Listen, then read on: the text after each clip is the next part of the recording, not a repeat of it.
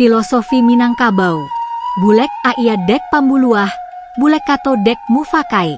Semua keputusan diambil berdasarkan musyawarah, bukan kekuasaan mutlak. Sebuah sistem yang jauh mendahului konsep demokrasi modern.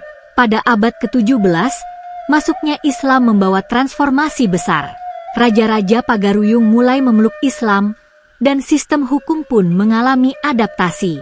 Adat Basandi syarat Basandi Kitabullah menjadi landasan hidup masyarakat.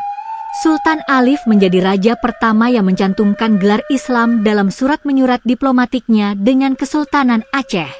Namun, Islam di Minangkabau bukan Islam yang kaku. Ia hidup berdampingan dengan adat dan budaya lokal.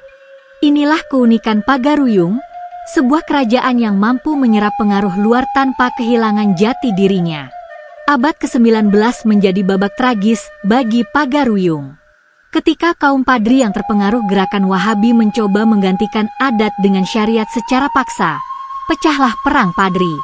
Konflik ini mengadu kaum adat dan kaum agama. Sebuah pertentangan ideologis yang menguras kekuatan masyarakat. Pada tahun 1804, Istana Basa dibakar dalam konflik. Dan pada 1821, Belanda masuk ke Sumatera Barat dengan dalih membantu kaum adat. Tapi faktanya, intervensi ini menjadi awal penjajahan terbuka. Kerajaan Pagaruyung resmi runtuh, dan Minangkabau kehilangan kedaulatan politiknya. Meskipun kerajaan telah tiada, warisan Pagaruyung tetap hidup. Sistem adatnya menjadi panutan masyarakat Minangkabau, bahkan dibawa hingga ke Negeri Sembilan di Malaysia. Kitab-kitab Tambo, Salasila Hajaraja, dan struktur adat nagari adalah peninggalan intelektual yang tak ternilai.